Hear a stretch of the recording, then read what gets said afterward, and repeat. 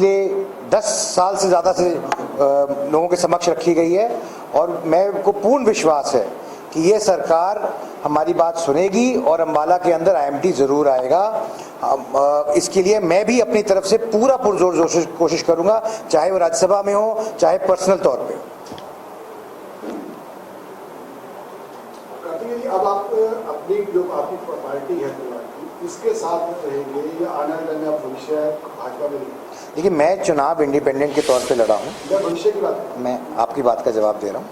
मैं चुनाव इंडिपेंडेंट के तौर पे लड़ा हूँ और चुनाव इंडिपेंडेंट के तौर पे कुछ प्रक्रिया होती हैं जो को इंडिपेंडेंट ही रह सकते हैं, लीगल जानकारी होनी चाहिए उसमें।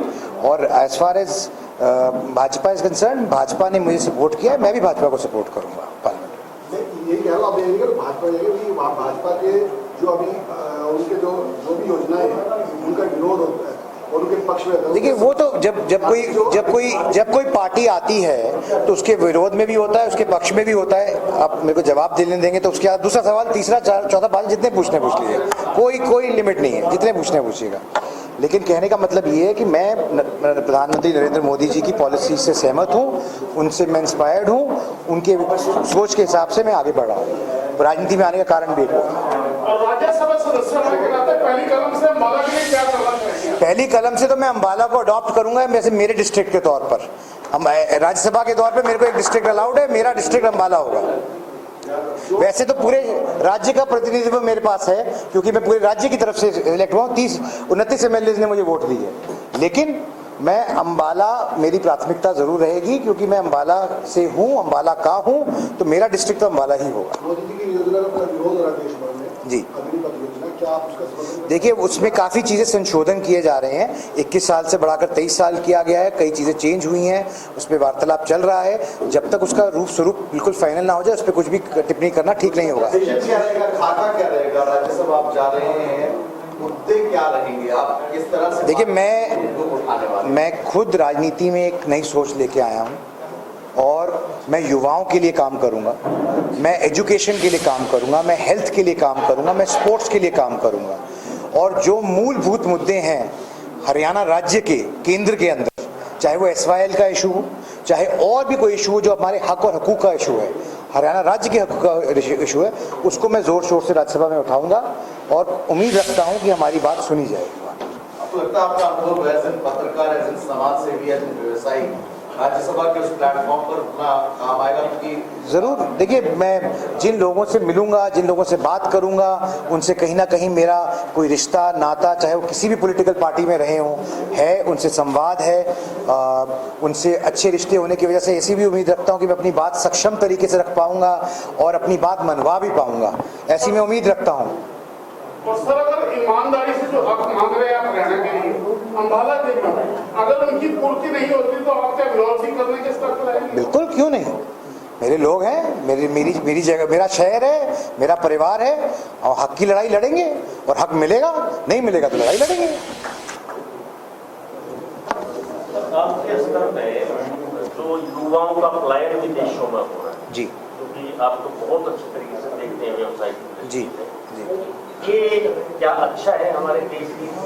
देखिए, एक चलन रहा है हरियाणा में और पंजाब में जहाँ पे युवाओं को इस बात का एहसास होता है कि वो बाहर जाना चाहते हैं कम उम्र से और काम करना चाहते हैं। लेकिन मैं ये कहना चाहता हूँ कि हमारे यहाँ पर भी अच्छी अपॉर्चुनिटीज़ हो सकती हैं और प्रोग्राम बन सकते हैं, और मेरा एक फोकस एरिया वोकेशनल ट्रेनिंग को लेकर और इसको लेकर इसी एरिया पे काम करेगा कि हम कहाँ कैसे यहाँ पर अपॉर्चुनिटीज़ क्रिएट कर सकते हैं बच्चों के लिए। और ये सिर्फ सरकारी नौकरियों की बात नहीं कर रहा हूँ मैं। देखिए, मैं एक व्यवसाय चलाता था, प्राइवेट बिजनेस से आता हूं, तो मेरी सोच ये नहीं है कि सिर्फ सरकार के प्रति ही या सरकार से ही काम लिया जा सकता है या सिर्फ सरकार ही नौकरियां जनरेट कर सकती है। जो ऑर्गेनाइज सेक्टर है वो एक तरफ, अनऑर्गेनाइज सेक्टर और इनफॉर्मल सेक्टर जिसे कहते हैं, वो कॉर्पोरेट सेक्टर से भी बड़ा एम्प्लॉयर है, गवर्नमेंट सेक्टर से भी बड़ा एम्प्लॉयर है। तो हमारे को कहीं ना कहीं अपनी ताकत को समझने की ज़रूरत है, अपनी दिक्कतों को समझने की ज़रूरत है और उसके अनुरूप हमें सोल्यूशन देने की ज़रूरत है। और मैं इस पे काम कर रहा हूँ ऑलरेडी। पिछले 5 से 7 साल से मैं भारत सरकार के साथ और ऑल एंटिटीज़ के साथ काम कर रहा हूँ। तो जो भी मेरा अनुभव है, जो भी मेरा एक्सपीरियंस है, उसको यूज़ करते हुए मैं अम्बाला के लिए और हरियाणा के दूसरे क्षेत्रों के लिए इसका इस्तेमाल करूँगा और उम्मीद रखता हूँ कि हम लोगों को अच्छा एम्प्लॉयमेंट दिला पाएंगे और नए तरीके के आयाम पैदा कर पाएंगे। जी आप लेट आए हैं, पहले मैं बोल चुका हूँ, आप चाहें तो मैं आपको रिपीट कर सकता हूँ। मेरा एक प्रश्न है, जी। अम्बाला में हर सप्ताह बहुत बड़े स्तर पे युवाओं के साथ लीगल और इलीगल विदेश भेजने के नाम पर बहुत ठगी होती है। जी, इस पर आप विशेष काम करें। इस पे मैं आपको कमिट करता हूं कि मैं प्राइवेट मेंबर्स बिल लेके आऊंगा इस विषय को, कि जिन लोगों को ठगा जाता है, जिन लोगों को मासूम बच्चों को या उनके माता पिता को अपनी पूंजी जो वो निवेश करते हैं बच्चे को बाहर भेजने के लिए, और जो जिसको कबूतरबाजी कहते हैं और इस तरह की जो चीज़ें होती हैं, इसके खिलाफ मैं एक प्राइवेट मेंबर्स बिल लेके आऊँगा और ये बात मैं पार्लियामेंट में उठाऊंगा। कार्तिकेय जी, अभी तक जो है देखा गया है अमूमन जी कि अम्बाला के साथ यानी घोषणाएं तो बहुत हुई हैं जी, प्रैक्टिकल उतना कुछ नहीं हुआ। आप किस दशा की ओर जाना चाहेंगे? देखिए मैंने जो कार्यकाल देखा है विनोद शर्मा जी का, उसमें तो घोषणाएं भी हुई और काम भी हुआ, और मैं तो उसी वो तो एक विधानसभा का था ना जो हम मैं उसी संस्थान से आता हूँ, उन्हीं का आगे का कार्यकाल संभालूंगा। जो विजन उन्होंने देखा था अम्बाला के लिए वही काम करूंगा। तो जैसी उनकी सोच थी मेरी भी वैसी है, तो घोषणाएं करेंगे वो काम कराएंगे। सर, अफोर्डेबल एजुकेशन पे आपने बहुत काम किया है, आपने पूरे देश भर में टैबलेट की बात, आप आगे इसको कैसे करेंगे?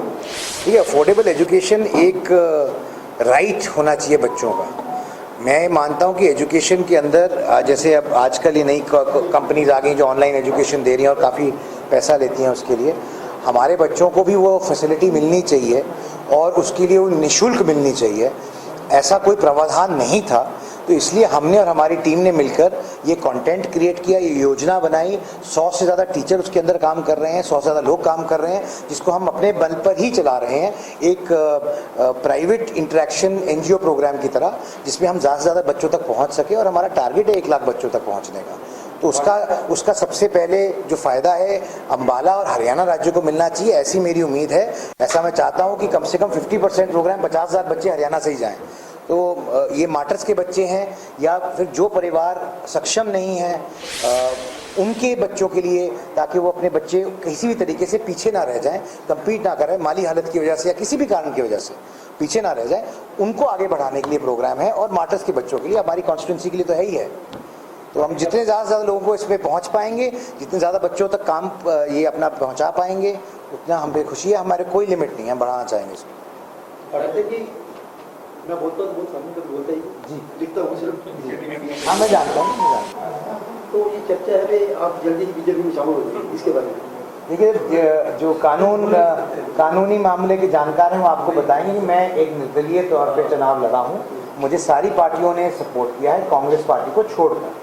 तो उन सब का स्वागत है, और जिन्होंने मेरी मदद की है और मेरा हौसला अफजाई की है, जाहिर सी बात है मैं भी उनकी मदद करूँगा। बीजेपी शामिल नहीं नहीं, मैं हो ही नहीं सकता। एक कानूनी प्रक्रिया है, मैं इंडिपेंडेंट के तौर पे लड़ाऊंगा। सब सवाल ये बात आप ही इसको लिख ही लेते हैं।